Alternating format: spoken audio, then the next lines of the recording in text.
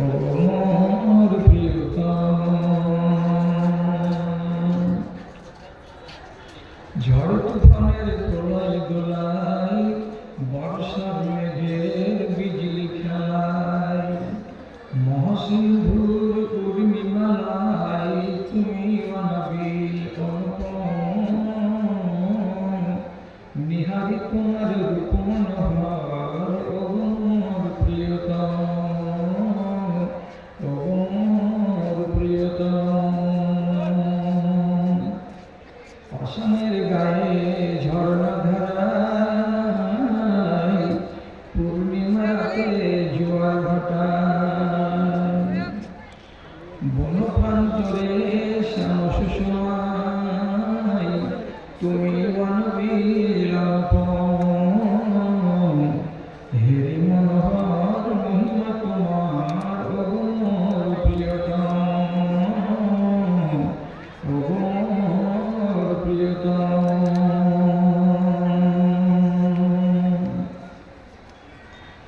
মোহতারাম সভাপতি সাহেব, সমবেত এই এলাকার বিভিন্ন প্রান্ত থেকে, বিভিন্ন গ্রাম থেকে মাদ্রাসা একগাদা ভালোবাসাকে বুকে নিয়ে এবং দিনের দরদকে সাথে নিয়ে উপস্থিত বিভিন্ন শ্রেণীর ছোট বড়, ধনী গরিব, শিক্ষিত অশিক্ষিত আমার প্রাণের ভাই এবং বন্ধুগণ, সেই সাথে মজলিসের এক পাশে আড়ালে স্ক্রিনের সামনে বসে থাকা আমার স্নেহের মাতা ও ভগ্নীগণ, আরম্ভ মাত্রই আল্লাহ রাব্বুল আলামিনের শুকরগুজারি করছি এবং তার সংক্ষিপ্ত স্তুতি গাইছি যে মহান আল্লাহ তাআলা আপনাদেরকে, আমাদেরকে সবাইকে বছরের আর এক মাথায় এই জায়গায় সমবেত হয়ে বিভিন্ন ওলামায়ে দ্বীনের মুখ থেকে আমাদের ঈমানকে বৃদ্ধি করে এমন কিছু বায়ানাত শুনে সমৃদ্ধ হওয়ার একটা সুন্দর সুযোগ দান করেছেন। এ থেকে আমরা উপকৃত হব ইনশাআল্লাহ। যে আল্লাহ এই সুযোগটুকু আমাদের দিয়েছেন তার জন্য একটুখানি নামা খালালি করুন সবাই মিলে, আমিও করছি, আপনিও করুন মহব্বতের সাথে হালকা করে যদি উচ্চারণ করেন আলহামদুলিল্লাহ। তারপরে তার আখিরি রাসূল রাহমাতুল আলামিন বিপ্লবী জননেতা জনাবে মুহাম্মদুর রাসূলুল্লাহ সাল্লাল্লাহু আলাইহি ওয়াসাল্লামের উপর শত সহস্র দরুদ ও শান্তির ধারা বর্ষিত হোক। আল্লাহুম্মা সাল্লি আলাইহি আল্লাহুম্মা বারিক আলাইহি। বিরাদরানে ইসলাম, আপনাদের সামনে এই মাত্র দুই জায়গা থেকে দুটি আয়াত পড়ে শোনাবো। আয়াতটাকে দুটোকে সামনে রেখে যে সময়টুকু আমার জন্য বরাদ্দ হয়েছে সেটুকুকে গত করার চেষ্টা করবো ইনশাআল্লাহ। কোরআন মাজিদের এই একটি আয়াতে আল্লাহ তাআলা বলছেন, তোমাদের কিছু কিছু ছেলে পিলে এবং তোমাদের কারো কারো স্ত্রী তোমাদের জানের দুশমন, তোমাদের ঈমানের দুশমন।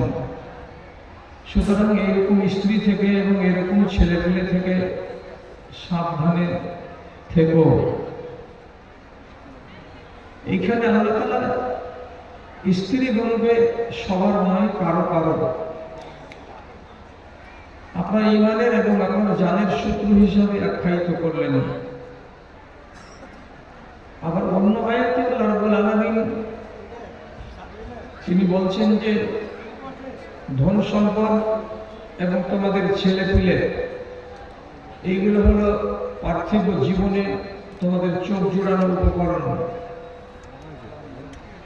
তাহলে আমার আওলাদের সম্পর্কে আল্লাহ তাআলা এত সুন্দর কথা শোনালেন।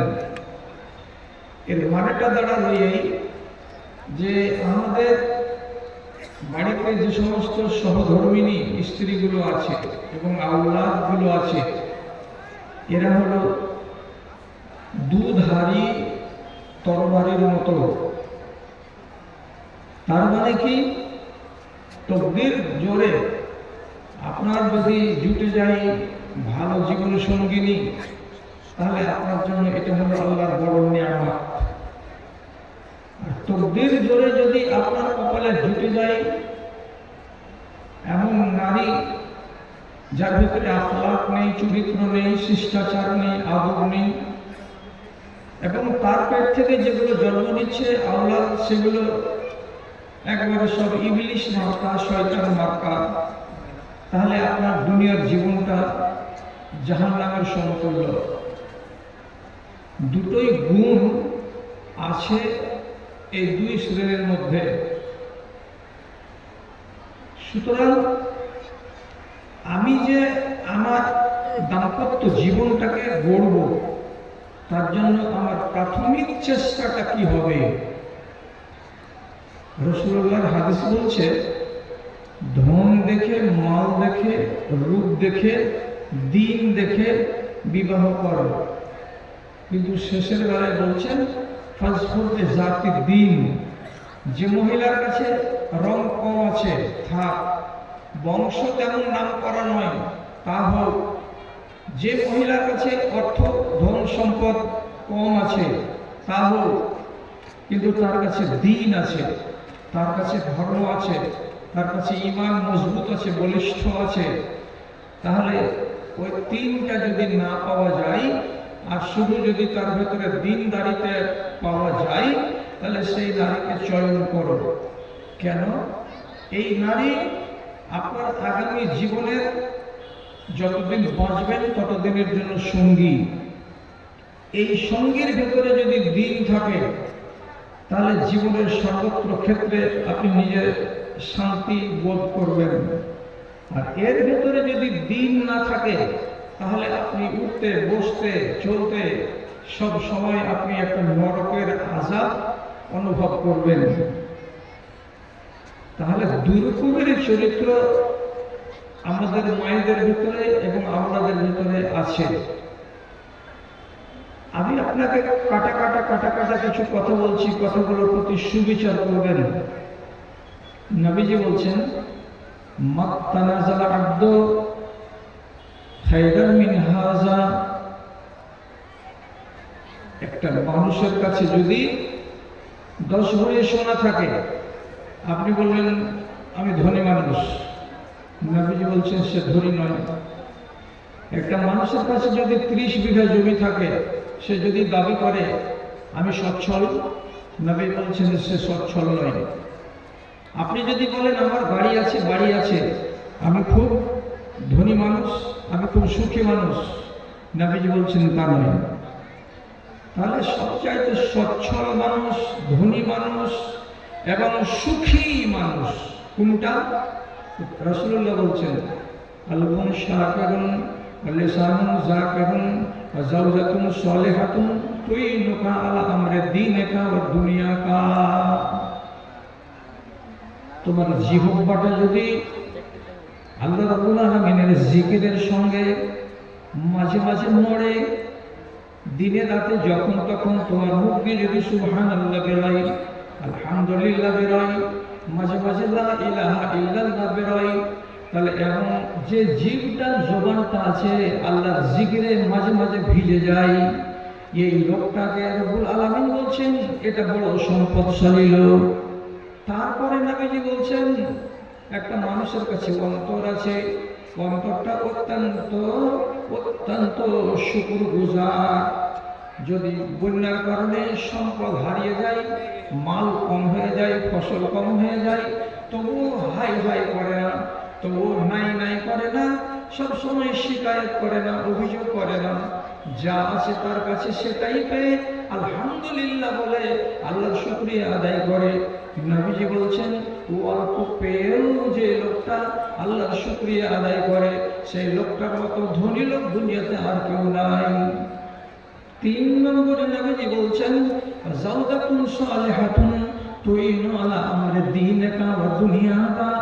আপনার যেটা সহধর্মিনী, সেই সহধর্মিনী বিবিটা এমন আপনি পেয়েছেন ভাগ্য জোরে যে বিবি আপনাকে ধর্মের বিষয়ে সহযোগিতা করে এবং আপনার দুনিয়ার ব্যাপারেও আপনাকে সুন্দর বুদ্ধি দেয়, দুনিয়ার ব্যাপারেও আপনাকে সুন্দর সুন্দর পরামর্শ দিয়ে আপনাকে সফলতার মুখ দেখায় এবং দিনের বিষয়ে আপনাকে ভালো পরামর্শ দিয়ে আপনাকে দিনদার বানাতে চেষ্টা করে।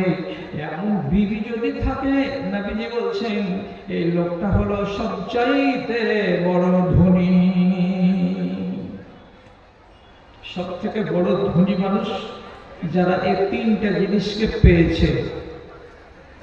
তারপর আরেকটা কথা শিখুন, নবীজি বলছেন সাআদাতুদ দুনিয়া ফি আরবাইন, দুনিয়াতে যারা সৌভাগ্যবান তারা যদি চারটি জিনিস পেয়ে থাকে তাহলে তারা সৌভাগ্যবান।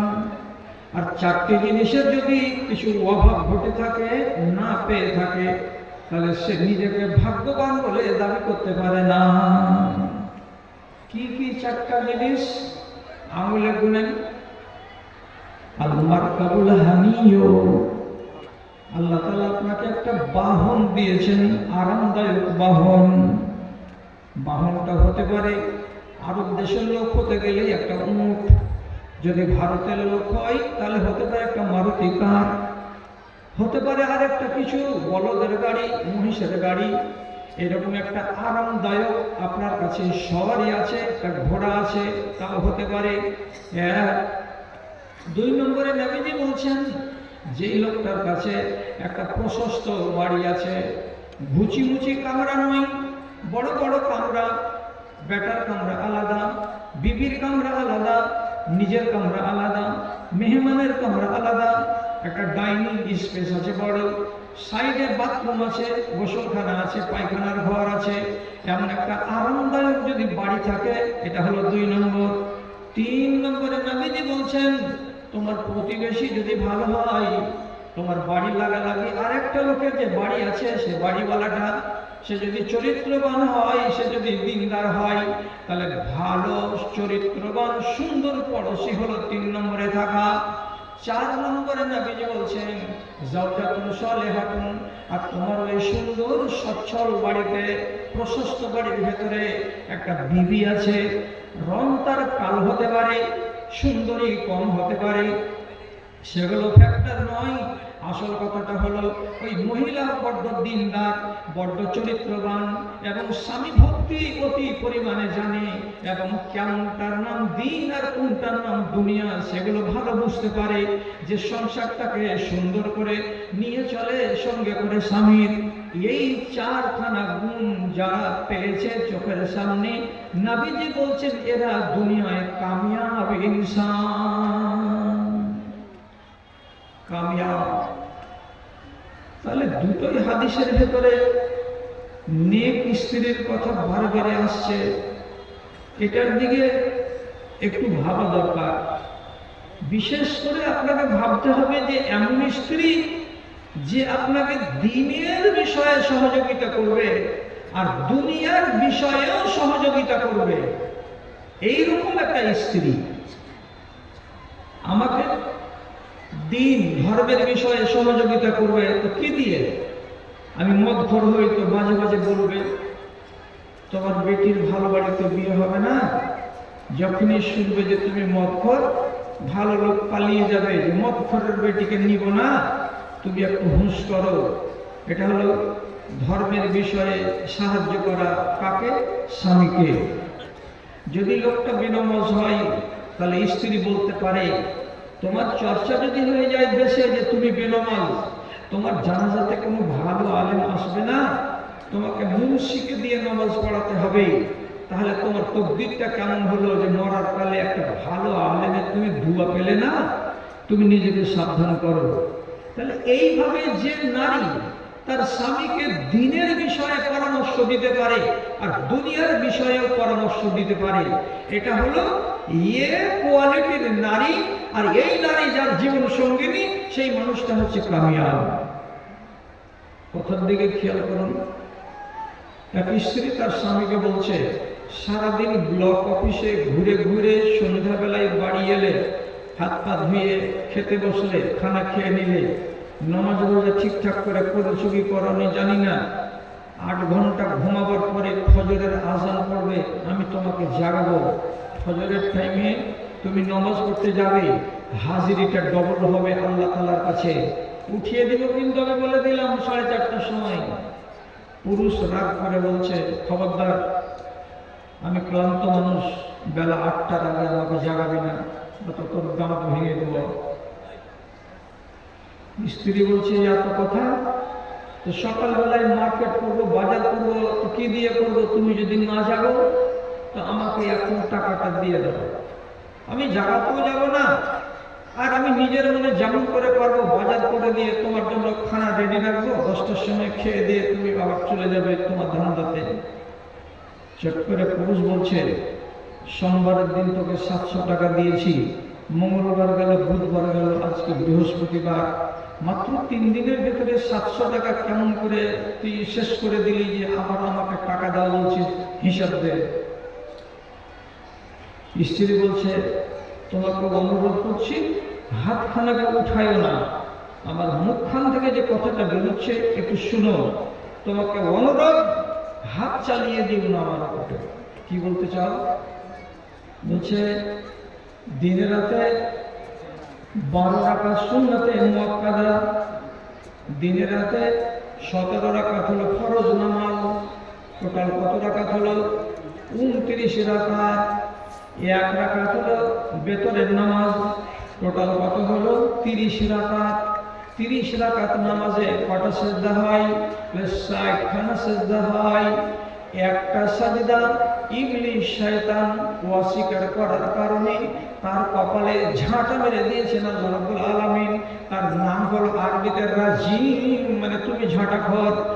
একটা সেজদাকে হজম করার কারণে সে যদি রাজিম মানে ঝাঁটাখোর হয়ে যায়, তাহলে 60খানা সেজদাকে হজম করে দেওয়াতে তোমার নাম কি হবে? তুমি আমাকে লিখে জানাও, তোমার হিসাব কি হবে? তোমার নিজের হিসাবটা আমাকে দাও না, কিয়ামতের দিন তোমাকে তো হিসাবের জন্য দাঁড়াতে হবে। মুখখান সার ফ্যাকাশে করে দিয়েছে, নিশি করে দেওয়া বলছে, খুব ঝামেলাতে ফেলে দিলি রে, যে দুনিয়ার ঝামেলাকে পারবে, আখিরাতের ঝামেলাকে পারবে না। অতএব আমার কাছে 700 টাকার হিসাব চাইছিলে, কিয়ামতের দিন আল্লাহ রাব্বুল আলামিন তোমার কাছে 24 ঘন্টার যদি হিসাব চাই, তো তোমার পা ফেঁসে যাবে, উঠবে না। স্ত্রীর কথা শুনে এত জোর ধাক্কা লাগলো যে বলছে যে, দেখ, তুই আমাকে আমার চোখটা খুলে দিলি, আগামী দিন থেকে নিজেকে সোজা পথে চালানোর তার চেষ্টা করব, তুইও একটু চেষ্টা করিস, আমিও চেষ্টা করব।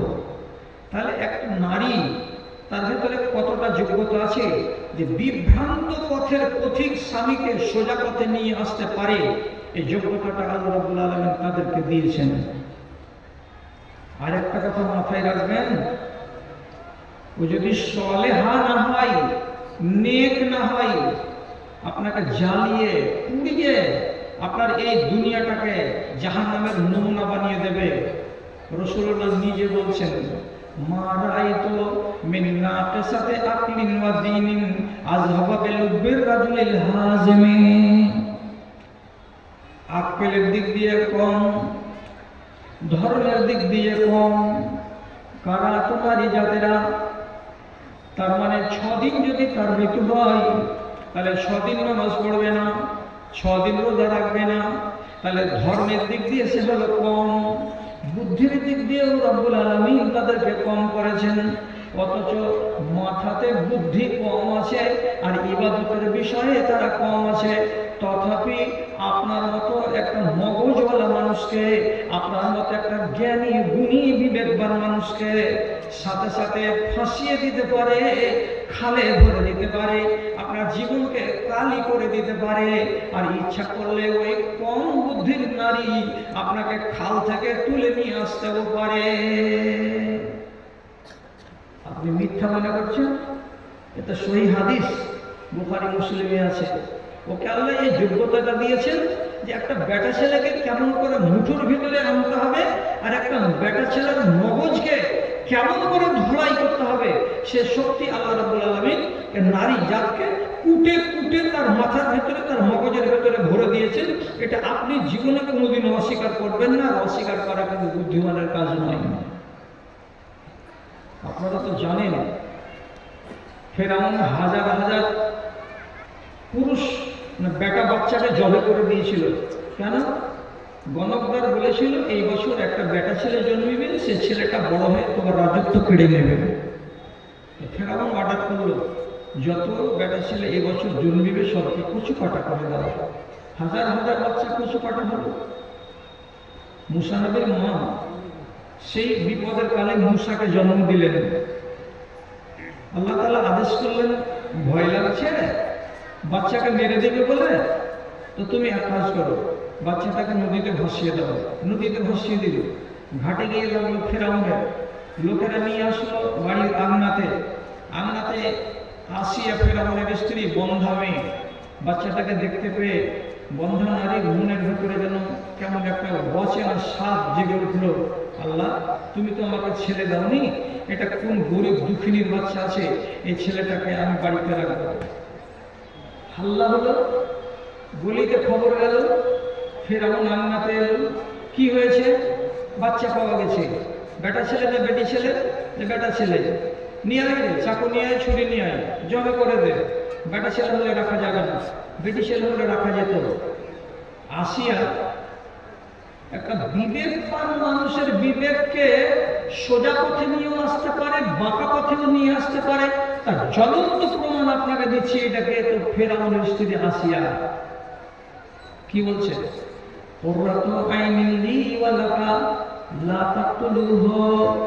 হে ফেরাউন, বাচ্চাটাকে যদি মানুষ করি তো তোমারও চোখ জোড়াবে, আমারও চোখ জোড়াবে। আমার কোলে বাচ্চা নাই, কোল শূন্য মেয়ে আমি। তোমার কোলে বাচ্চা নাই, তুমি কোল শূন্য বাবা। এই দুধের স্বাদকে আমরা ঘোলে মিটিয়ে নেব, বাচ্চাটাকে মারিও না। ফেরাউন বলছে না, বাচ্চাকে মেরেই দেবো। মেরেই দেবো যখন সংকল্প করলো, তখন আসিয়া বলছে, মিশরের ছেলেরা তোমার রাজত্ব কাড়বে, মিশরের বাইরের ছেলেরা তোমার রাজত্ব কাড়বে না। যেই বাচ্চাটা মিশরের মাটিতে জন্মাবে বেটা ছেলে, তার উপরে তোমার ভয় হতে পারে। আর মিশরের বাইরের কোনো বাচ্চা যদি জন্মে, সেগুলো বাচ্চার উপরে তোমার কোনো ভয় নেই। কাজে এই বাচ্চাটাকে মিশরের বাচ্চা মনে করিও না, এটা কোনো নিশ্চয়ই গরিবের বাচ্চা। যে মা নিজের বাচ্চাকে মানুষ করতে পারবে না, তারই ভয়ে কোন দিন দুঃখিনী মা উজানের দিকে কোন দূর দেশে বাচ্চাটাকে ভাসিয়ে দিয়েছে। বাচ্চাটা ভেসে ভেসে 2 দিন 3 দিন 4 দিন 5 দিন 6 দিন কয়দিন যে নদীতে ভেসেছে সেটা আল্লাহ জানে। আমাদের ঘাটে এসে লেগেছে।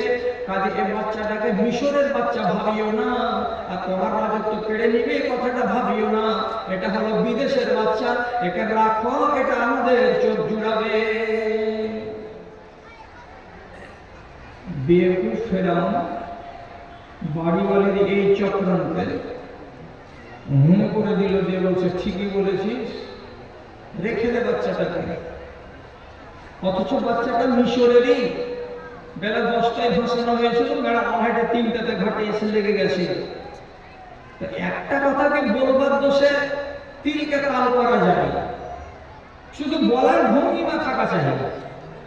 আসিয়া এমন ভঙ্গিমাতে কথা বলল ফেরাউনের মতো চালাক চক্ষুষ মানুষের সামনে, থ হয়ে গেল।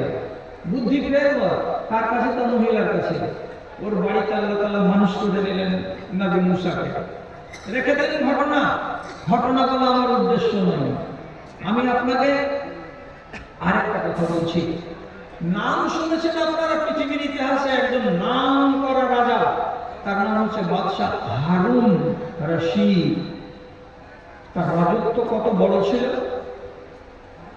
যদি পুরো আকাশে মেঘ উঠেছে, তো হারুন বাদশাহ বাগদাদের সিংহাসনে বসে মেঘকে দেখে বলেছে, যেখানে বর্ষবি বর্ষে যা, ওখানে আমার রাজত্ব আছে, ওখানে ফসল হবে, ওইখানকার ফসলের ট্যাক্স আমার এই ইরাকের ভান্ডারে পৌঁছে যাবে। দক্ষিণে যদি 100-500 কিলোমিটার 1000 কিলোমিটার মেঘ বর্ষণ হয়, তো মেঘকে ইশারা করে বলে বসে যা, ওখানেই বসে যা, ওটা আমার রাজ্য, ওখানে বর্ষণ হতে গেলে ওখানকার ফসল ভালো হবে, এবং ফসল ভালো হলে সেখানকার যতটা অসুর আছে আমার রাজধানীতে চলে আসবে। কত বড় রাষ্ট্রটা ছিল, কত বড় রাষ্ট্র! এত বড় তার রাষ্ট্রের মালিক হলেন কে? বাদশাহ হারুন। তার একটা স্ত্রীর নাম হলো জুবাইদা, আর আরেকটা স্ত্রীর নাম হলো মারাজিল। মারাজিল হলো ইরানি বংশের মেয়ে, আর জুবাইদা হলো আরব বংশের মেয়ে। জুবাইদার পেট থেকে একটা বেটা পয়দা হয়েছিল, তার নাম আমিন। আর মারাজিলের পেট থেকে একটা বেটা পয়দা হয়েছিল, তার নাম হলো মামুন। দুই ছেলেকে লেখাপড়া শিখিয়েছিলেন বাদশাহ হারুন একজন নাম করা সেজগের আলেমের কাছে, তার নাম হলো জওহর সাকালি। ওস্তাদ বলছে মামুনের কাছে আমিনের ব্রেন লাগবে না, মামুন অতি তীক্ষ্ণ ছেলে, সব বিষয়ে সে আগে আগে আগে আগে। শেষে হারুন এক সময় ফয়সালা করলো যে বাদশাহ জীবিত থাকতে থাকতে তার উত্তরসূরিকে নির্বাচন করে দিয়ে যায়, তা আমার পরে রাজা কে হবে নামটা ঘোষণা করে দিল। একদিন সংসদে ঘোষণা করে দিলেন বাদশাহ হারুন যে আমার মরার পরে আমার ছেলে মামুন খলিফা হবে, এখন সে হলো যুবরাজ। খবর চলে গেল জুবাইদার কাছে। জুবাইদা সাথে সাথে ঘরের ভেতরে ঢুকে ঝাঁপটাটি বন্ধ করে দিল। হারুন বাদশাহ জোহরের পর বাড়ি এসে বলছেন জুবাইদা বাইরে এসো। জুবাইদা গেট খুলল না, বারবার করে ছিটকানি নাড়া দিয়ে বলছে জুবাইদা ঘর খোলো, ঘর খোলো। তো জুবাইদা শর্ত দিল, আমার কথা যদি শোনো তাহলে গেট খুলবো, আর আমার কথা যদি না শোনো তাহলে গেট বন্ধ করেছি তো করেছি, আমার মরা লাশকে এখান থেকে বের করতে হবে, আমি না খেয়ে ঘরের কোণে মরে যাব।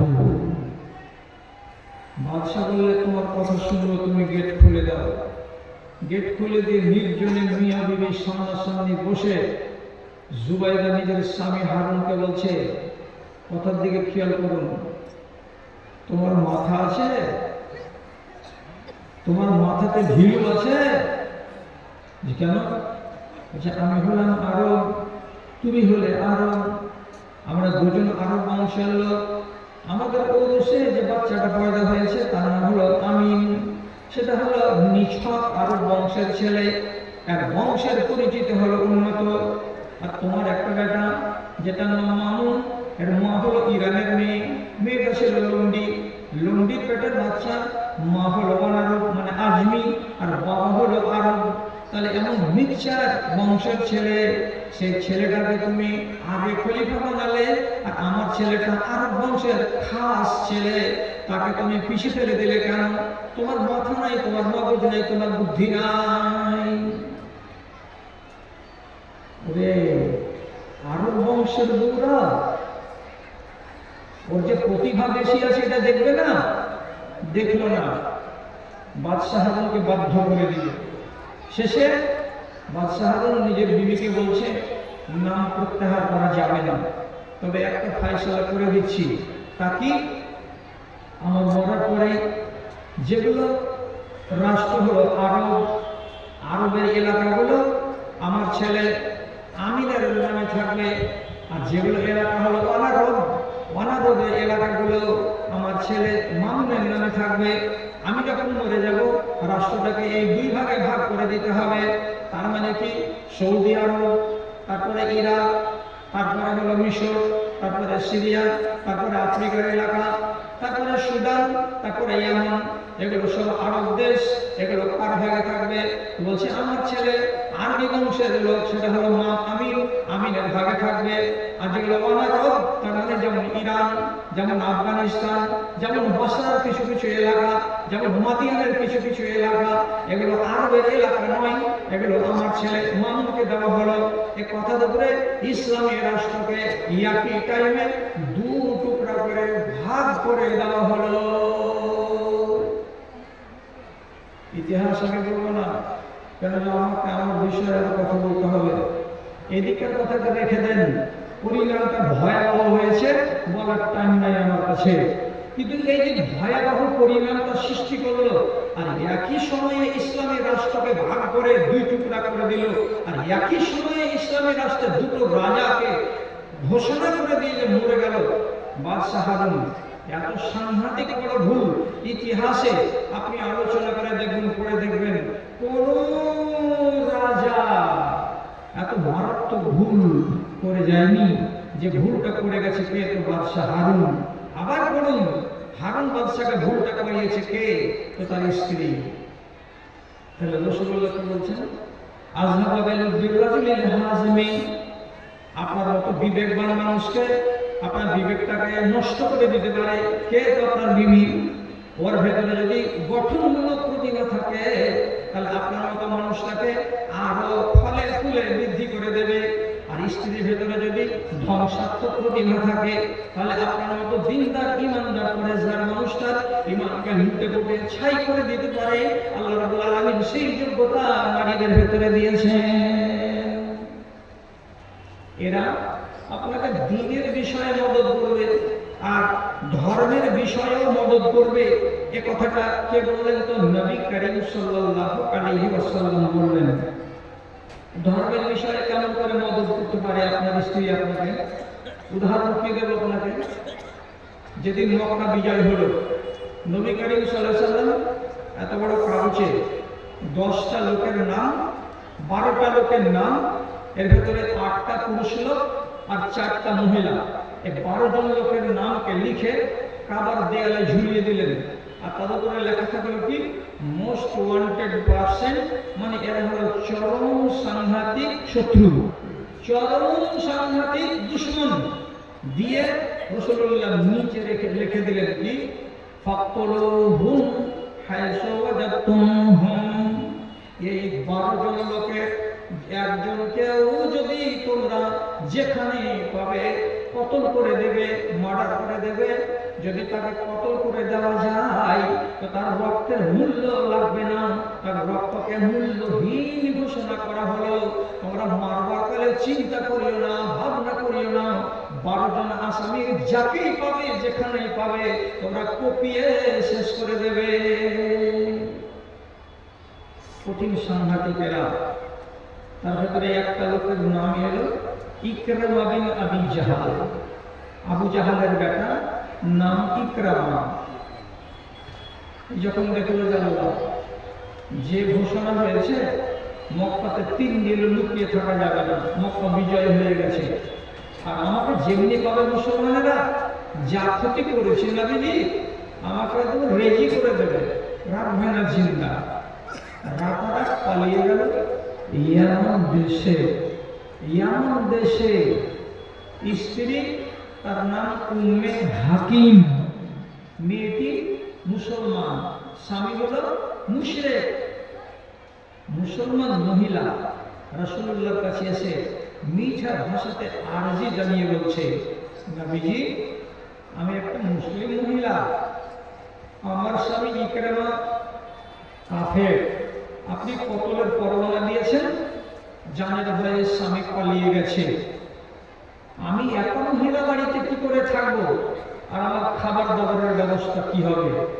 আপনি যদি নিরাপত্তা দান করেন আমার স্বামীর নামে, তাহলে আমি বাড়ি থেকে বেটি ছেলে বেরিয়ে আমার স্বামীকে খুঁজে তাকে নিয়ে সোজা পথে এনে আপনার পায়ের কাছে এনে হাজির করব, করে তাকে ইমানদার বানিয়ে আমরা মিয়া বিবি মক্কাতে সুখের জীবন বানাবো।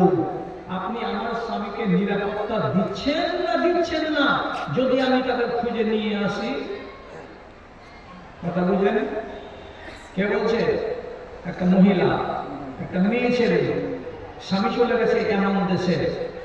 মহিলা তার নিজের দাসকে সাথে করে নিয়ে দুটো উপর পিঠে চড়ে হাঁটতে এবং চালাতে চালাতে চালাতে চালাতে 8 দিনের মাথায় এমন দেশে গিয়ে পৌঁছিল যেখানে যেখানে চৌরাহায় মানুষের জটলা দেখতে পাওয়া যায়, সেখানে গিয়ে ওই মহিলা আওয়াজ দিয়ে বলে, আইয়ুহান নাস হাল ফীকুম ইকরামা।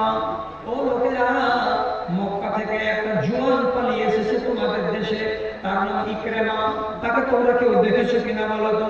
এখানে যাই, ওখানে যাই, মিলনগড়ের চৌরাহাতে যাই, একবার রাজধানী মোড়ে যাই, একবার সোনারপুরের তীরমোহনীতে যাই, এ করতে করতে করতে করতে শেষ পর্যন্ত নিজের স্বামী হারিয়ে যাওয়া ইকরামাকে খুঁজে বের করে নিল। কে তো এই উম্মে হাকিম?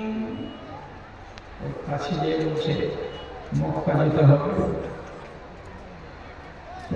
হে পাগলি, বেঁচে আছি, দেশ ছেড়ে পালিয়ে এসেছি, তাও মুখখান দেখতে পারি, মক্কা চলে গেলে কচু কাটা করে দিবে, দেখতেও পাবি না, আমাকে থাকতে দে এই দেশে, কেন যাচ্ছিস মক্কায়? মেয়ে ছেলে হাদিসটাকে মাথা থেকে নামাবেন না। বড় বড় বুদ্ধিমানের বুদ্ধিকে সোজা লাইনে নিয়ে চলে আসবে, মুঠার ভিতরে করে নিতে পারবে, কে তো এ নারী। ওকে তখন বলছে যে আমি তোমার কাছে এসেছি পৃথিবীর সবচাইতে আত্মীয়তার বন্ধনকে রক্ষাকারী মানুষের কাছ থেকে। আমি তোমার কাছে এসেছি পৃথিবীর সবচাইতে নেককার মানুষের কাছ থেকে। ওকাদ আখাযতু লাকাল আমনা, আমি তোমার জন্য ওই পবিত্র ব্যক্তি নবী মুহাম্মাদের কাছ থেকে নিরাপত্তা আদায় করে নিয়েছি। তোমাকে নিয়ে যদি মক্কা যাই তাহলে কোনো মানুষ, কোনো মায়ের লাল তোমাকে মারতে পারবে না, কেন যে নবীজি আমাকে নিরাপত্তা দিয়েছে। স্বামী বলছে বেটি ছেলে হয়ে এত বড় কাজ কেমন করে করলে রে? যে হ্যাঁ আমি করেছি, চলো তোমাকে যেতে হবে। ফিরে আসতো না সহজে, মাঝখানে একটা ঘটনা ঘটে গেছিল। নৌকায় চড়ে যখন ওপার যাচ্ছিল লোহিত সাগরকে ডিঙিয়ে, তখনই উঠেছিল একটা ঝড় তুফান। ঝড়ের কালে যত যাত্রী সবাই তখন একসাথে আওয়াজ করছে আর বাঁচবার জন্য বলছে ওল হোল, ওল হোল, ওল হোল, ইয়া লাতো, ইয়া মানাতো, ইয়া লাতো, ইয়া মানাতো। যে মানাতকে মানে সে মানাতকে ডাকছে, যে লাতকে মানে সে লাতকে ডাকছে, যে হবল বড় খোদাকে মানে সে বড় খোদাকে ডাকছে। এমন সময় নাবিক বলেছিল ও দুনিয়ার মানুষেরা ফাতরুকুহুন্না, এই দুনিয়ার মাবুদগুলোকে ফেলে দাও, এখন একমাত্র মাবুদ যিনি আসমানে আছেন তাকে ডাকো। সে যদি নাজাত দেয় তো নাজাত পাবে, হবল তোমাদেরকে নাজাত দেবে না। সবাই এক বাক্য তখন আল্লাহ আল্লাহ করতে লাগলো। মক্কার মুশরিকরা আল্লাহকে মানত, কিন্তু শিরিক করতে যে আরেক খোদাকে জড়িয়ে আল্লাহ বাঁচাও, আল্লাহ বাঁচাও। বেঁচে গেল, উপরে গেল, আর যাওয়ার পরে এই ইকরামা বালুর চলে দাঁড়িয়ে দাঁড়িয়ে বলছে যদি ওই আল্লাহ যিনি আসমানে থাকেন সমুদ্রের ঝড় ঝঞ্ঝায় তিনি যদি বাঁচাতে পারেন, তাহলে সমুদ্রের ঝঞ্ঝাকে পার করে দুনিয়াতে যত বিপদ আছে তখনও তিনি বান্দাকে বাঁচাতে পারবেন। যিনি সমুদ্রে সবাইকে বাঁচান তিনি ডানাতেও বাঁচাবেন। কাজে ভেড়ার উপরে লাভ নাই, 3টা 5টা 10টা 20টা খোদাকে মেনে লাভ নাই। সময় যদি মিলে যায় তাহলে পরে আমি এক খোদার পূজারী হয়ে যাব। এই কথাটা সেদিনই মনে মনে স্থির করে নিয়েছিলেন। আর এমন সময়তে বিবি বলছেন চলো আমি নেককার মানুষের কাছ থেকে এসেছি তোমার নিরাপত্তা নিয়ে। দুটো জিনিস এক জায়গাতে মিলল। মিয়াকে নিয়ে বিবি এলো মক্কায়, মদিনায়। রাসূলুল্লাহ সামনে হাজির করলো, শরমে আসছেন। রাসূলুল্লাহ বলছেন এসো, কাছে এসো না। রাসূল কাছে যখন ডাকলেন তখন মুচকি একটু হাসলেন। হাসার পরে তিনি বলছেন আল্লাহ রাসূল আমাকে কি কোনো শাস্তি নিতে হবে নাকি? আমি কিন্তু কলমা পড়ার জন্য প্রস্তুত হয়ে আছি। রাসূলুল্লাহ বলছেন কোনো শাস্তি দিতে হবে না।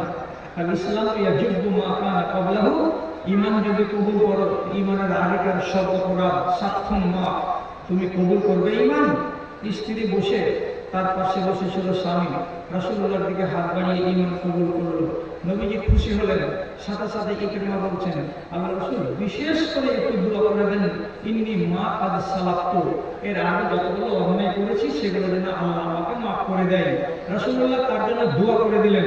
দেওয়ার পরে স্ত্রী উম্মে হাকিমকে বলছেন, উম্মে হাকিম, তোমার বিবাহকে ভঙ্গ করা হলো না, তোমার স্বামী মুসলমান হয়ে গেছে, তুমি আগে থেকে মুসলমান আছো, এবার তোমরা ইসলামী জিন্দেগি গত করো, যাও।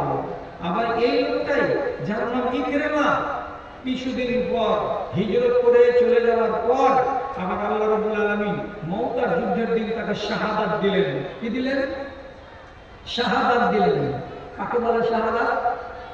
পথে আল্লাহর চলিতে যাহারা, পথে আল্লাহর চলিতে যাহারা করেছে জীবন দান, অবুঝ তোমরা মরে নাই তারা, তারাই মুসলমান। এটা শহীদ, শহীদ হয়ে মরে জান্নাতকে পকেটে করে নিয়ে কবরে চলে গেছে। কে? তো ইকরামা। যে লোকটা কালকে ছিল কি মারাত্মক আসামি, সে লোকটা আজকে হয়ে গেল পাকা মুসলমান, আর তার 3 দিন পরে আবার হয়ে গেল পাকা একজন শহীদ। তার দৌলতে হয়েছিল, মধ্যখানে ভূমিকাটা কার ছিল? তো তার স্ত্রী উম্মে হাকিমের ছিল। এই জন্য নবীজি হাদিসে কি বলছেন, তুইনুকা আমরে দীনকা দুনিয়াকা, তোমার দুনিয়ার ব্যাপারে তোমার বিবি তোমাকে সুন্দর পরামর্শ দিতে পারবে, দিনের ব্যাপারে তোমার ধর্মের ব্যাপারেও তোমার বিবি তোমাকে সুন্দর পরামর্শ দিতে পারবে। তাহলে আপনাকে এই জিনিসটাকে বাছাই করার কালে বড় যত্ন নিতে হবে। আচ্ছা, এরা পারে কেন এটা বলেন তো? অন্য লোক পারে না, এরা কেন পারে? এরা পারার মানেটা হবে এই, খেয়াল করবেন, যত আপনার অন্তরঙ্গ বন্ধু আছে, বন্ধুটা কতক্ষণ? চায়ের দোকানে যতক্ষণ চা আসেনি ততক্ষণ, পান যতক্ষণ খাননি ততক্ষণ, বিড়ি যতক্ষণ খাননি ততক্ষণ, বিড়ি খাওয়া শেষ, পান খাওয়া শেষ, চা খাওয়া শেষ, চলে গেল কাননপাড়া, চলে আসলেন শ্রীপুর, বিচ্ছেদ হয়ে গেল। আর যতক্ষণ বসে চা খাচ্ছিলেন ততক্ষণ পর্যন্ত কি ঘাড়ে ঘাড় লাগিয়ে খাচ্ছিলেন? ওই এক ছেড়ে আপনি আর এক ছেড়ে দূরাদূরি বসে। কিন্তু স্ত্রী কেমন? এমন অন্তরঙ্গ সাথী, এ যত কাছে থেকে আপনার সাথে কথা বলে, পৃথিবীর কোন লোক এত কাছে হয়ে আপনার সাথে কথা বলে না। আপনার কানের কাছে মুখ লাগিয়ে কথা বলার অধিকার কার? তো বিড়ি। আস্তে করে টাকা গুনা, আস্তে করে ভাই, তোর মুখের জন্য আওয়াজ আমি শুনতে না পাই, আমার বয়স হয়ে গেছে বুড়া, আমাকে খাপাবি না ভাই, হে হাত দাদু, তোকে জ্বালাবো না, হয়ে না, তুই আমাকে জ্বালাবো না। সবচাইতে নিকটের মানুষ কোনটা? স্ত্রীটাই। এক বালিশে মাথা, হ্যাঁ হ্যাঁ, কানের কাছে মুখ, দূরে আছে কি মাইক্রোফোন না, গোড়াতে আমি নেব, এমনি হইল, এমনি হইল, জুড়িখানে গেল পড়ে, তুমি যদি ভালো হতো, গাড়িটা বেশি খাও, অত মেলের টাকা হবে, খাবার রান্না করে দিচ্ছি, একটা জুড়িয়ে ফুড়িয়ে দিয়ে আপনি জুড়ি গেল, হ্যাঁ রে ঠিকই পৌঁছতে রে। কথা বলে দূরে থেকে আসে না, এখানেই মাইক্রোফোনটা আছে, এখানেই আছে স্পিকারটা, দুটাই কাছাকাছি। এত কাছে কি কথা বলে? পৃথিবীতে একমাত্র নারী কথা বলে, স্ত্রী কথা বলে। এই জন্য সে হলো অন্তরঙ্গ বন্ধু। আর ওর কথা আপনি ফেলতে পারেন না, ওর কথা আমি ওর জীবনে ফেলতে পারি না, আর ওদের কথা পৃথিবীর কোনো মানুষ ফেলতে পারে না। তার ভিতরে যদি বিদ্যা থাকে আর তার ভেতরে যদি বুদ্ধি ভালো থাকে, তাহলে সেই নারী আপনাকে কল্যাণের পথে পরিচালিত করবে। আর ওর ভেতরে যদি, ওর পেটে যদি বুদ্ধি ভালো না থাকে, আপনাকে ধ্বংস করে রেখে দেবে এই দুনিয়ায়।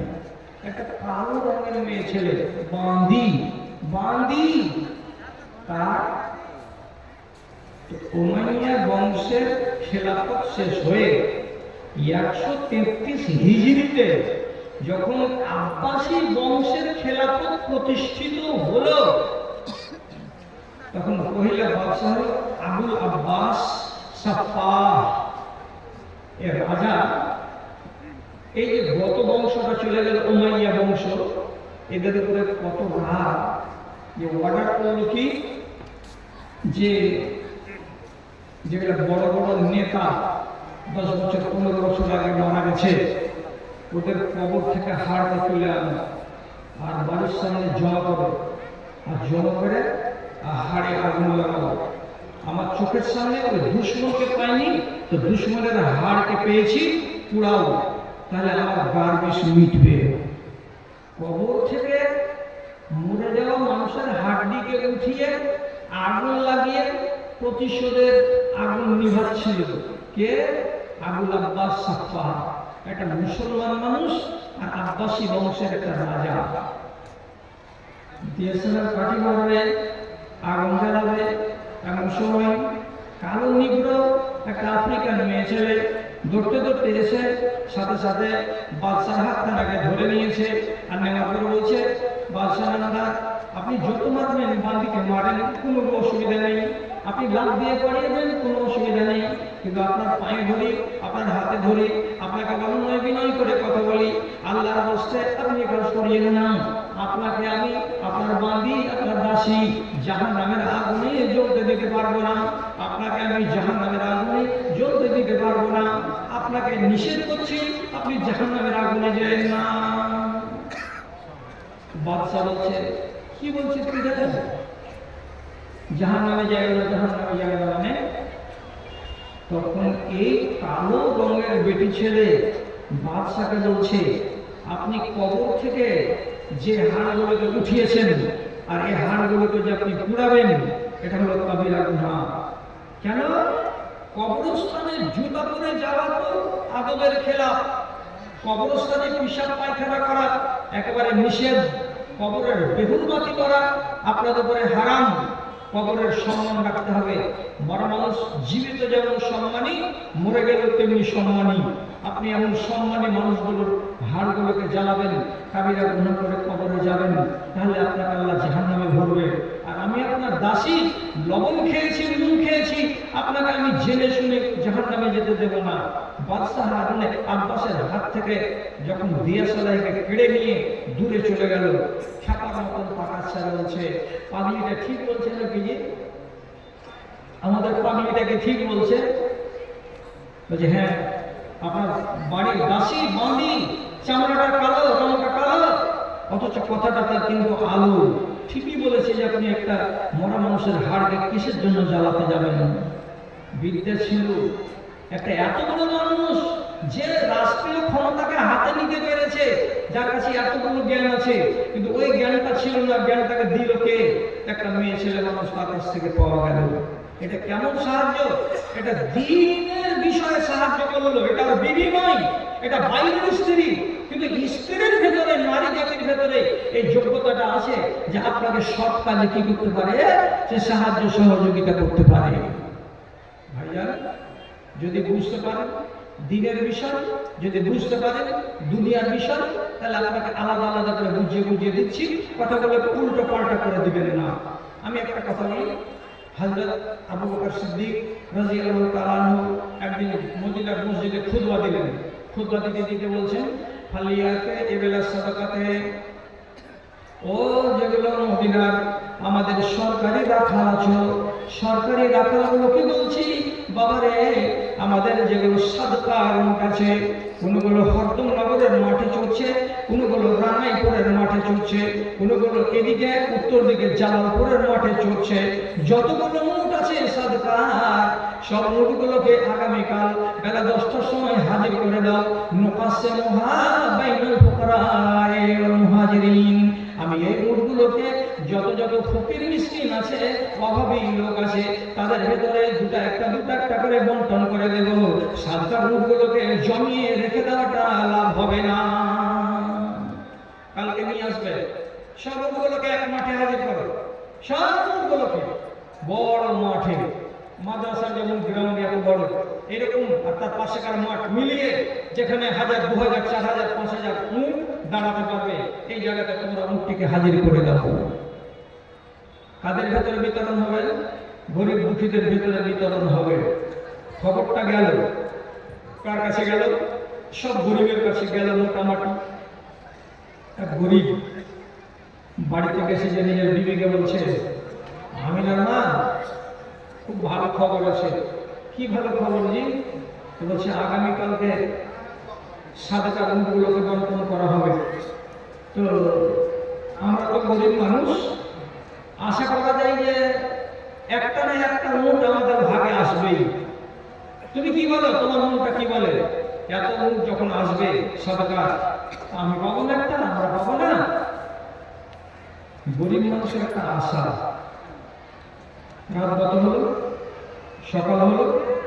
সকাল যখন হয়েছে, তখন স্ত্রী ওকে একখানা 3 হাত লম্বা ইরা বৃক্ষের একটা লাঠি এতখানি মোটা কিংবা খেজুরের ডাল ওর হাতে ধরিয়ে দিয়েছে স্বামী। আর দেওয়ার পর বলছে খুযহাযা খিতাম লাআল্লাহু ইয়ারযুকুনা আল-ইয়াওমা ইবলান। স্বামী লাঠিখানাকে হাতে করো, আর হাতে করে তুমি এবার মসজিদে দাওয়াতের দিকে যাও। তুমি খালি হাতে কেন টেন টেন টেন টেন করে হেঁটে চলে যাচ্ছ? ঘাড়ে গামছা চাপিয়ে নিয়েছো, আর কিছুই কেন হাতে করলে না? আমি তোমার বিবি বলছি লাঠিখানাকে হাতে করে যাও। কি করবো লাঠি নিয়ে গিয়ে? তখন বলছেন আল্লাহু ইয়ারযুকুনা ইবলান, হতে পারে আল্লাহ রাব্বুল আলামিন আজকে আমাদের নসিবে একটা উট দান করবেন, হতে পারে 2টা উট আমাদের ভাগ্যে আসতে পারে। তো যদি উট দেয় তাহলে উটটাকে হাঁটানোর জন্য একটা লাঠি লাগবে, বিনা লাঠিতে উটটাকে তো হাঁটিয়ে বাড়ি আনা যাবে না। তার জন্য এই লাঠিটা তোমার হাতে তুলে দিলাম, এটাকে নিয়ে তুমি ময়দানে যাও। তো সোজা টাকা ছিল, বুদ্ধি দিয়ে তাকে খাড়া করলো কে?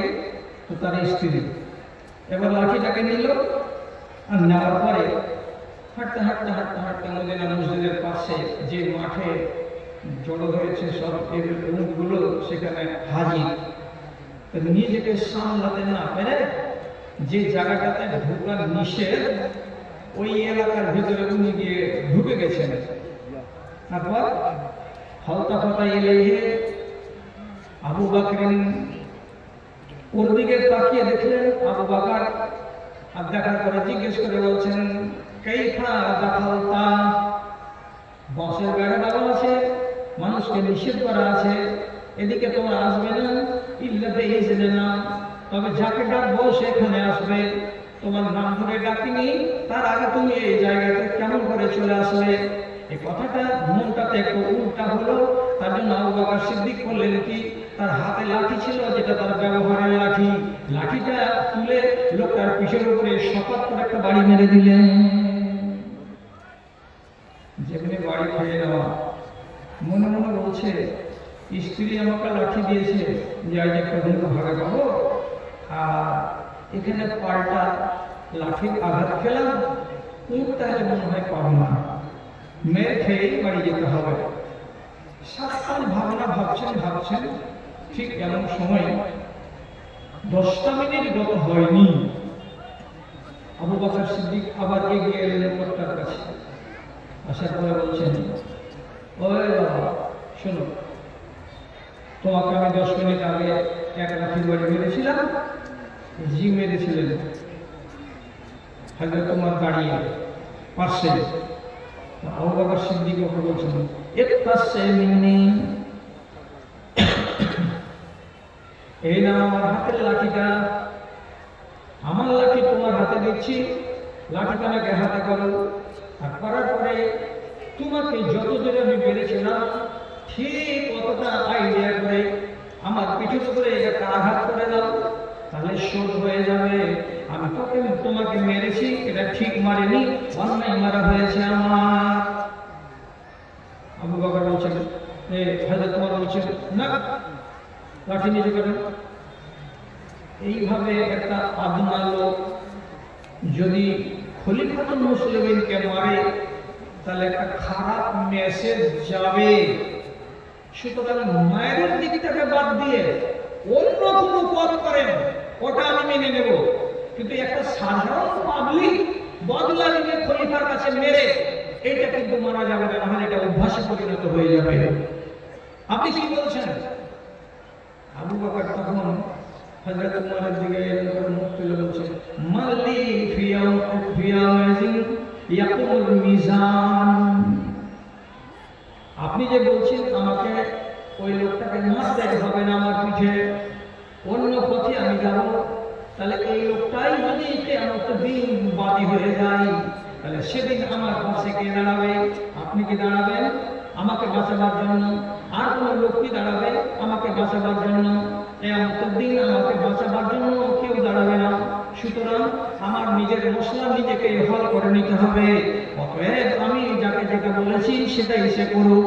হয়তো তোমার বলছেন না না না এটা করিয়েন না, এর বিনিময়ে লোকটা গরিব আছে তাকে কিছু দান ধ্যান করে দেন, তাহলে তার কাজ দেবে। এক লাঠি মেরে দিয়ে তার কোনো লাভ হবে না। আবু বকর সিদ্দিক আমার গোলাম নিজের চাকরটাকে ডাকলেন, ডাকার পরে বলছেন এই চাকর বাড়ির দিকে যাও। আর যাওয়ার পরে তিনি বলছেন আসো, আমার যেটা সবারই আমি যার করে চড়ে এখানে সেখানে যাই, আমার উটটাকে এখানে নিয়ে আসো। যাবে ইবিলিহি ওবে দিরহাম নিয়ে আসলো, কাতিফাতিন একটা কম্বল নিয়ে আসলো। কম্বলটা 5টা দিরহাম এবং একটা উট এই গরিব লোকটার সামনে তুলে দিয়ে তার হাতে দেওয়ার পরে আবু বকর বলছেন তোমাকে আমি এক বাড়ি মেরেছিলাম, আর বিনিময়ে আমি যে ভুল করেছি তোমাকে 5টা দিরহাম দিলাম, আর এক কম্বল খানা দিলাম, আর একটা তোমাকে উট দিলাম, এটা আমার। এবং সাদাকার উট থেকে তোমাকে একটা উট দেওয়া হবে, তুমি 2খানা উট নিয়ে আজকে বাড়ি যাবে, তুমি আমার উপরে কোনো দাবি রাখিও না। এদিকটা দরকার ছিল না বলার, আপনার মনটা খালি আশেপাশে করবে যে ওরা কি হলো না হলো জানতে পারলো না। আমি শুধু গোড়াখানে যেতে চাইছি কি, স্ত্রী যদি জ্ঞানী হয় গুণী হয় আপনাকে ধর্মের বিষয়ে সাহায্য করবে, স্ত্রী যদি জ্ঞানী গুণী না হয় তাহলে আপনাকে ধর্মের বিষয়ে সাহায্য করবে না, এবং দিনের বিষয় বাদ দিয়ে দুনিয়ার বিষয়ে আপনাকে সাহায্য করতে পারবে না। পারবে? পারবে না। এই জন্য যারা যারা দুনিয়াতে আদর্শ নারী তারা তার দুনিয়ার স্বামীকে ছাড়তে নারাজ, ছাড়বো না, ছাড়তে নারাজ। যেমন আপনারা বলছি হযরত হুযায়ফা রাদিয়াল্লাহু তাআলা আনহু যখন মরতে যাচ্ছে তখন তার স্ত্রী বলছে তোমাকে কি পাবো কবে কিয়ামতের দিন? যে পাবা, তুমি আমাকে নিবা কিয়ামতের দিন? হ্যাঁ নিব। নিবা? তুমি আমাকে আবার পেতে চাও কিয়ামতের দিন? হ্যাঁ আমি পেতে চাই। তাহলে এই স্বামীটা আর এই স্ত্রীটা এরা দুজনের মনের মধ্যে কতটা মধুর সম্পর্ক ছিল যে স্বামীর মরার টাইম হচ্ছে তো স্ত্রী বলছে তোমাকে আমি কেমন করে পাবো, আবার স্বামী বলছে তুমি আমাকে নিবা, তো বলছে আমি 1000 বার আপনাকে নিব, কেন নিব না? তখন হযরতে হুযায়ফা রাদিয়াল্লাহু তাআলা নিজের বিবিকে দম যাওয়ার আগে বলছেন ফালা তানকিহি বাদি ইন কুনতা তুরিদনি, ও আমার বিবি তুমি যদি আমাকে চাও কিয়ামতের দিন, আমি যেমন দুনিয়াতে সুখী জীবন কাটালাম তুমি যেমন দুনিয়াতে সুখী জীবন কাটালে, এরকম স্বামী স্ত্রী আমরা দিনের বিষয়ে যেমন সুখী আমরা দুনিয়ার বিষয়ে আমরা সুখী। কিয়ামতের দিন সেখানে যদি আমরা আবার দাম্পত্য জীবনকে কায়েম করতে চাই, আর তুমি যদি চাও আমি তোমার স্বামী বলছি কিয়ামতের দিন যদি তোমার আগের স্বামীকে পেতে চাও শর্ত হলো একটাই ফালা তানকাহি বাদি, আমার পরে অন্য কোন পুরুষ লোককে তুমি বিবাহ করবে না। আমার মরার পরে যতদিন বাঁচবে তোমাকে বেওয়া হয়ে জীবন কাটাতে হবে, আর যদি অন্য কোন লোককে বিবাহ করে না কিয়ামতের দিন ওই লোকটার বিবি হয়ে তোমাকে জান্নাতে যেতে হবে, আমার বিবি হয়ে তুমি আর জান্নাতে যেতে পারবে না। বলছে রাজি? রাজি? এই ঝুটা কথা বলছি। হযরত আবু দারদা এক মরণের টাইম এসেছে, বিবি পাশে হাজির, ওই টাইমে এরা দুজন কত সুখী সংসার গত করে গেছে যে আবু দারদা নিজে নিজের স্ত্রীকে বলছেন ইসা গাজেব তো ফারজেনি, যদি আমি কোন সময় তোমার উপরে রেগে যাই তাহলে তুমি পাল্টা আমার উপরে দাঁত খুলে দিয়ে দাঁত দেখাবো না। আমি যখন রেগে যাব তখন তুমি মাথাটাকে ঠান্ডা করে রেখে আমাকে মানিয়ে নেওয়ার চেষ্টা করবে, আমি যেন মেনে যাই, আমার রাগটা যেন ঠান্ডা হয়ে যায়, এই কাজটা তুমি করবে। আমি যদি রেগে যাই আর আমার মুখের ভাষা যদি একটু কড়া হয়ে যায়, আমার চোখ যদি লাল হয়ে যায়, আর তুমি বিবি হয়ে যদি আবার পাল্টা আমার উপরে লাল চোখ করে তাকাও আর কড়া কড়া করে কথা বলো, তাহলে একটা রশিকে যত মজবুত হোক না কেন দুই দিক থেকে টানতে গেলে রশিটা ছিঁড়ে যেতে পারে, আর একদিকে টান দেবে আর একদিক যদি ঢিল দেয়, এমন পর্যন্ত রশিটাকে টানলেও ছিঁড়বে না। তার জন্য বিবি তোমাকে বলছি, আমি যদি রেগে যাই তুমি আমাকে রাজি করে নেবে, তুমি আমাকে রাজি করে নেবে। এখন এখন আচ্ছা, আলহামদুলিল্লাহ। হ্যাঁ,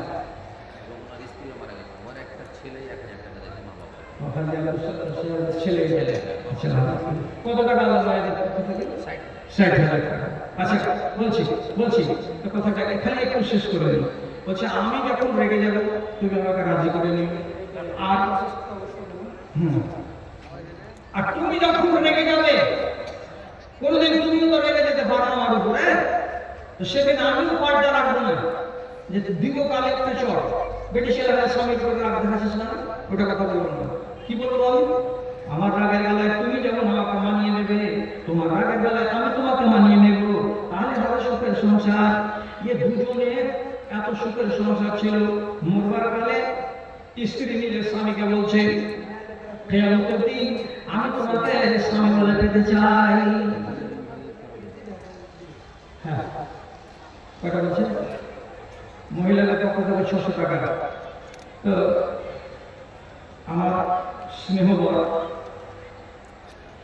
একটা সম্মানী মানুষ, আল্লাহ তাআলা আপনাদের এলাকাতে থেকে তৈরি করেছেন, আমিনুদ্দিন ফায়েজি।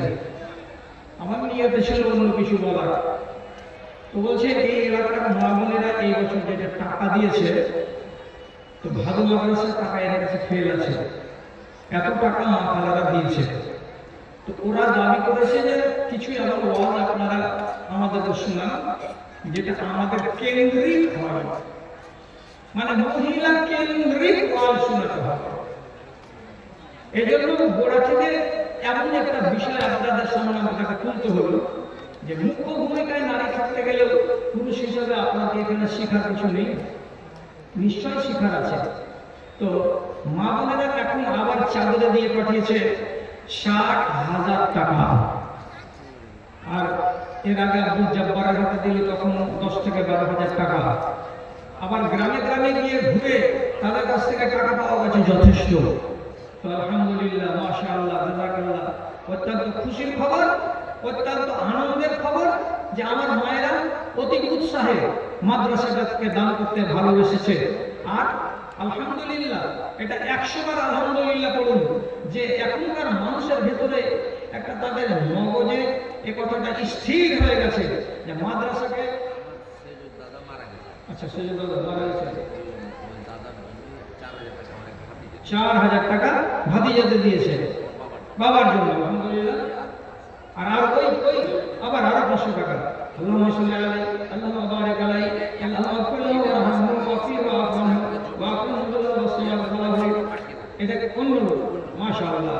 এটা দেখেন একটা বেনামিতে, এটা একটা ব্যাংক, ছোট ছোট ব্যাংক, একটা 5 টাকা 10 টাকা আছে, কত ডিজি আছে আল্লাহ ভালো জানে। সারা 3-4 মাস ধরে জড়ো করেছে, করার পর এখানে সবকে দিয়ে দিয়েছে। জায়গাটার নাম ভুলে গেলাম। গত 8-10 দিন আগে এক মা দিয়েছিল প্লাস্টিকের বাসনে এত বড়টা, শুধু 10 টাকা জমা করে এই স্টেজে ঘুরে দেখা গেল যে ওর ওই 10 টাকাগুলো 3650 হলো। আল্লাহু আকবার। এক মহিলা একটা আংটি দান করেছে, আল্লাহুম্মা বারিক আলাইহি, আল্লাহুম্মা কুল্লু ওয়ারহামহু ওয়াফিহু ওয়াকুল্লু জালালু সিমাত খালামু। পরওয়ারদিগার, তোমার বান্দা এবং বান্দিরা যে যে আশায় দান পাঠিয়েছে, আল্লাহ তাদের দানকে তুমি কবুল করে নাও। যে আশায় পাঠিয়েছে রব্বুল কারীম তাদের আশাকে পূর্ণ করো। আল্লাহ তাদের হাওয়ালকে সুখে রাখো, শান্তি তাদের রাখো, আমিন আমিন। ডাক্তার সি মন্ডল 3,000 টাকা পাঠিয়েছে, মাশাআল্লাহ। আল্লাহ তুমি তার এই দুনিয়াতে ইজ্জত সম্মান বাড়িয়ে দাও, আল্লাহ তুমি তার মালে বরকত দাও, রব্বে কারীম। এই ছেলে এই লোকটার মান হাতে তুমি যোগদান করো, আমিন।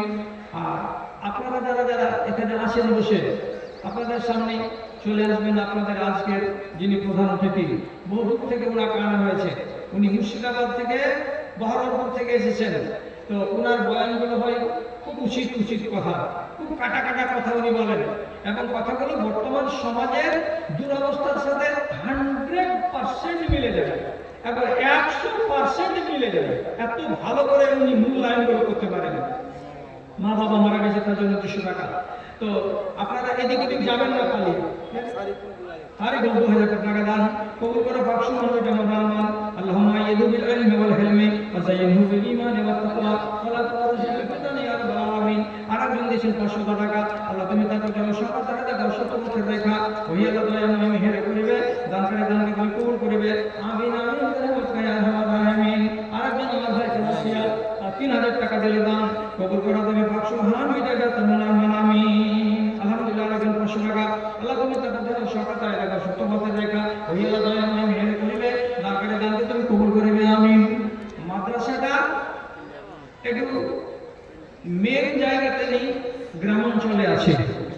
আর এইরকম একটা মাদ্রাসা গড়ার জন্য যে স্বপ্নটা দেখেছিলেন এই এলাকার মানুষ, তিনি আমার শ্বশুর আব্বা ডাক্তার জাকারিয়া সাহেব।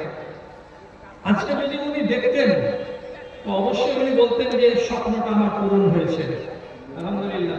200 টাকা আলহামদুলিল্লাহ কবুল করে তুমি পাক সুবহানাহু ওয়া তাআলা। আরেকজন 500 টাকা বেনামে 500 টাকার একটা চাঁদের হার। আলহামদুলিল্লাহ মাশাআল্লাহ জাযাকাল্লাহ। বেনামে 500 টাকা দান। আরেকজন 500 টাকা দান। মতুর রহমান, আচ্ছা কন্ডাক্টর মতুর রহমান কমলাবাড়ি, হ্যাঁ 20 গাড়ি 30,000। আলহামদুলিল্লাহ। মতিউর রহমান সাহেব কমলাবাড়ি, যিনি এখন একজন নাম করা কন্ট্রাক্টর, এবং নিজের জন্য উনি 30,000 ইট মাদ্রাসাকে দান করেছেন। আলহামদুলিল্লাহ মাশাআল্লাহ জাযাকাল্লাহ। আল্লাহুম্মা আইয়িদহু বিল ইলমি ওয়াল হিলমি ওয়া যায়্যিনহু বিল ঈমানি ওয়াত তাকওয়া ওয়া লা তুরজিল বিল ফিতানি ইয়া রাব্বাল আলামিন। আল্লাহুম্মা সাল্লি আলাইহি ওয়া বারিক আলাইহি। পরওয়ারদিগার তার সম্মানকে আরো বাড়িয়ে দাও। হে আল্লাহ তার রুজিতে তুমি বরকত দাও। পরওয়ারদিগার দ্বীন ইসলামের খিদমত করার আরো সুযোগ দাও। আমিন আমিন বিরহমাতিকা ইয়া আরহামার রাহিমিন। তোমার আদেশে দিন চলে যায়, তোমার আদেশে দিন চলে যায়। আধার নেমে আসে রাতে, কত যে শক্তি লুকায় রেখেছো তোমার নিপুণ দুই হাতে, তোমার নিপুণ দুই হাতে। মহাবিশ্বের তুমি যে চালক, উড়ুক তোমার জয় নিশান। ওগো আল্লাহ মেহেরবান, আমি গাহি তোমার গান। তুমি আমায় রিজিক দিয়ে বাঁচাও আমার প্রাণ। একটা ছোট ছেলে 600 টাকা দান করেছে। পরওয়ারদিগারটা দানকে কবুল করো। আল্লাহুম্মা সাল্লি আলাইহি ওয়া বারিক আলাইহি। ভাই এতদিন হয়তো আপনার আগে লাগতো টাকা পয়সা গুলো মাদ্রাসাতে দিচ্ছি, কি হচ্ছে আর কি হয় না। আল্লাহর কসম, যারা টাকা দিচ্ছেন এই মাদ্রাসার নামে 100 দিলেন 1000 দেন। আপনি দিনের বেলায় যখন ক্লাস চলবে তখন একবার আসেন, 10-12 একজন বাবা মা মারা গেছে তার জন্য 1000 টাকা। আল্লাহ মাফ করলাম আল্লাহুম্মা সাল্লি আলাইহি ওয়া বারিক আলাইহি। আরেকজন আমার ভাই 200 টাকা দান কবুল করে তুমি পাক সুবহানাহু ওয়া তাআলা। রহমান হইয়া আল্লাহ দয়া মেহের করিবে, দান করে দানকে কবুল করিবে। আমিন। 100 টাকা করে দেন না, আপনারা আসেন না তাড়াতাড়ি করে, 100 টাকা করে দেন, অসুবিধা নেই। চাপড় থেকে জাহাঙ্গীর আলম 5000 টাকা দান কবুল করে পাক সুবহানাহু ওয়া তাআলা। রহমান পরওয়ারদিগার তোমার বান্দা দূরে থেকে এসে 5000 টাকা মাদ্রাসাকে দান করছে। আয় আল্লাহ তাআলা হালালকে ভালো রাখুন। যারা কবরবাসী হয়েছে যতদূর পর্যন্ত চোখের জ্যোতি যায় ততদূর পর্যন্ত তাদের কবরকে মুনাওয়ার করে দাও। কিন্তু আযিবুল ফাইনা বিবাদকা ওয়া ইন তাগফির লাহুম ফাইন্নাকা আনতাল আজিজুল হাকীম। আমিন ইয়া আরহামার রাহিমিন। এখন একবার দিনের বেলা এসে এই মাদ্রাসার বারান্দা দিয়ে যদি আপনি হাঁটেন তাহলে আপনার মনটা বলবে যে আব্দুল মতিন বাবার জন্য, নাসিম বাবার জন্য 2000 টাকা। ও আচ্ছা আচ্ছা আচ্ছা, আব্দুল কুদ্দুস সাহেব মারা গেছে। আল্লাহ